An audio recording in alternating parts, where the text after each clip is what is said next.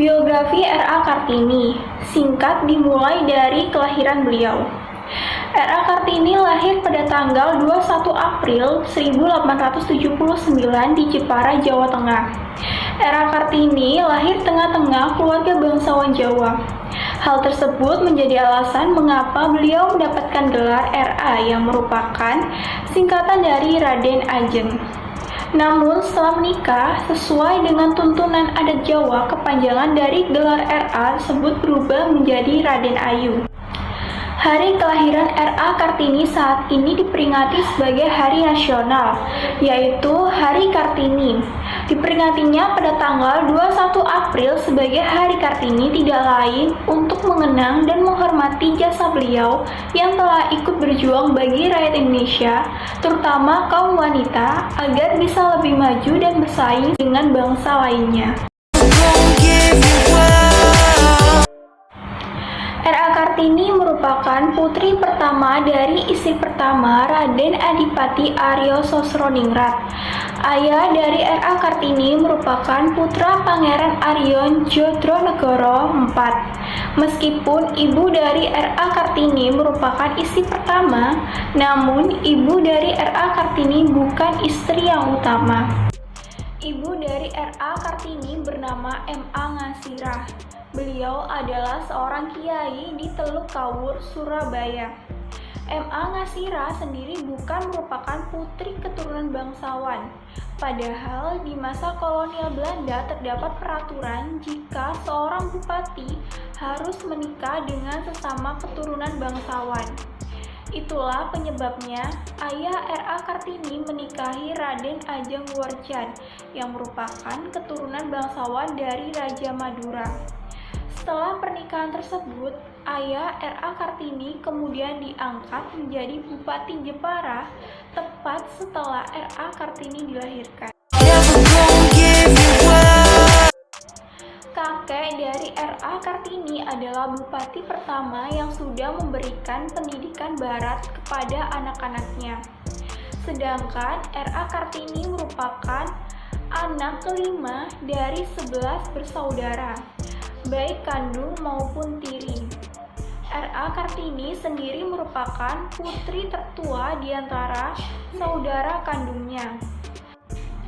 Kemudian R.A. Kartini bersekolah di ILS atau Europe Leisure School hingga usia 12 tahun. Di masa sekolah inilah beliau belajar bahasa Sunda. Singkatnya, masa sekolah tersebut pada umur 15 tahun R.A. Kartini harus tinggal di rumah karena sudah dipingit. R.A. Kartini sangat pandai bahasa Belanda. Dirinya mulai belajar menulis surat pada teman-temannya dari Belanda. Salah satunya adalah Rosa Abedanon yang sangat mendukung R.A. Kartini. Dimulai belajar surat-menyurat inilah R.A. Kartini tertarik dengan pola pikir perempuan Eropa. Beliau mempelajari mengenai hal tersebut melalui surat kabar, majalah, hingga buku-buku. Lalu beliau mulai memiliki keinginan untuk memajukan perempuan Indonesia yang status sosialnya masih rendah kala itu. R.A. Kartini mulai memperhatikan masalah emansipasi wanita dengan membandingkan para wanita Eropa dengan wanita Indonesia. Baginya, seorang wanita harus mendapatkan persamaan, kebebasan, dan otonomi, serta kesetaraan hukum. Hal tersebut yang kedepannya diperjuangkan oleh R.A. Kartini. 12 November 1903, tepatnya ketika R.A. Kartini berusia 24 tahun, beliau diminta menikah dengan Bupati Rembang saat itu, yaitu K.R.M. Adipati Aryo Singgijojo Adiningrat. Suami R.A. Kartini tersebut telah memiliki 3 orang istri. Suami dari R.A. Kartini sangat memberi pengertian tentang keinginan R.A. Kartini. Bahkan beliau membebaskan dan mendukung R.A. Kartini untuk mendirikan sekolah wanita di timur pintu gerbang perkantoran Rembang, yang saat ini telah menjadi gedung pramuka. Sedangkan Sosialis Jojo-Adiningrat sendiri sempat menjabat sebagai mayor jenderal pada masa kependudukan Jepang, di mana dirinya kemudian memiliki anak bernama R.M. Budi Setio Sosialit yang merupakan cucu R.A. Kartini. Lalu R.M. Budi Setio Sosialit menikah dengan wanita bernama Rai Sri Biatini Budi Setio Sosialit. Tepat pada tahun 1912, Yayasan Kartini di Semarang mendirikan sekolah wanita yang diberi nama Sekolah Kartini. Sekolah tersebut didirikan oleh keluarga Van de Venter yang merupakan tokoh politik etis kala itu. Pembangunan sekolah tersebut kemudian berlanjut di Yogyakarta, Malang, Madiun, Cirebon, dan berbagai daerah lainnya. Setelah wafatnya R.A. Kartini, seorang pria Belanda bernama J.H. Abedanon yang kala itu menjabat sebagai Menteri Kebudayaan, Agama, dan Kerajinan Hindia Belanda mengumpulkan surat-surat yang pernah ditulis R.A. Kartini saat aktif melakukan korespondensi dengan teman Eropanya kala itu. Dari situlah awal mula penyusunan buku yang judul awalnya Door Duisternis tot Licht dan kemudian diterjemahkan menjadi Dari Kegelapan Menuju Cahaya, kemudian diterbitkan pada tahun 1911. Buku tersebut dicetak 5 kali dan khusus pada cetakan kelima terdapat surat-surat yang pernah ditulis oleh R.A. Kartini. Pemikiran yang tertuang oleh R.A. Kartini banyak menarik perhatian masyarakat masa itu, terutama kaum Belanda. Sebab orang yang menulis surat-surat ke orang Eropa tersebut merupakan wanita pribumi. Pemikiran R.A. Kartini banyak merubah pola pikir masyarakat Belanda terhadap wanita pribumi saat itu. Tulisan R.A. Kartini juga menjadi inspirasi para tokoh-tokoh Indonesia seperti W.R. Supratman yang kemudian menciptakan lagu dengan judul Ibu Kita Kartini. Kemudian, berkat jasa-jasa R.A. Kartini, Presiden Soekarno sendiri saat itu mengeluarkan instruksi berupa Keputusan Presiden Republik Indonesia Nomor 108 Tahun 1964 pada tanggal 2 Mei 1964, yang mana keputusan tersebut menetapkan R.A. Kartini sebagai pahlawan kemerdekaan nasional.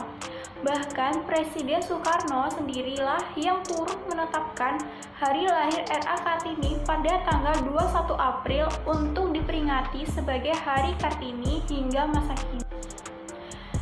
Ditinjau dari perjuangan R.A. Kartini, maka saya mengagumi sifat beliau yang terkait 1.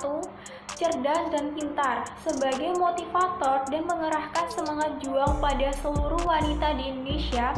R.A. Kartini memang memiliki tekad kuat dan rajin.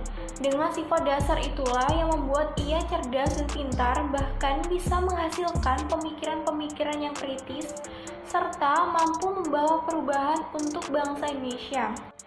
Yang kedua, ramah dan sopan. R.A. Kartini sangat mudah dalam bergaul, dihormati banyak orang karena ia sangat ramah dan sopan terhadap orang lain. Yang ketiga, rendah hati. Sekalipun R.A. Kartini dilahirkan oleh keluarga bangsawan dan terpandang, ia tidak pernah menunjukkannya yang ia perlakukan sehari-hari, yakni merakyat tanpa membeda-bedakan kasta. Yang keempat, patuh dan menghormati orang tua. 5. Optimis, ambisius, ulet, dan pantang menyerah. Walau banyak hal yang menghalangi cita-citanya, Kartini tetap optimis dan berpikir positif, pernah menyerah, dan tetap fokus memperjuangkan hak perempuan untuk bisa memperoleh pendidikan yang sama. Yang keenam, mandiri. Yang ketujuh, berjiwa sosial dan penuh kasih sayang. Ia selalu menyayangi anak-anak perempuan, khususnya anak didiknya. Ia bahkan pernah mengatakan pada Nyonya Abedanon kalau ia selalu mengasihi anak-anak didiknya. Yang kedelapan, sabar dan setia. Yang kesembilan, cinta tanah air dan bangsa. Kartini berjuang agar para wanita di negerinya bisa memiliki persamaan hak, terutama hak untuk mendapatkan pendidikan, yang nantinya para wanita bisa turut serta memberikan sumbangan demi kemajuan bangsa dan tanah air tercinta ini. Yang ke-10, gigih dan berani.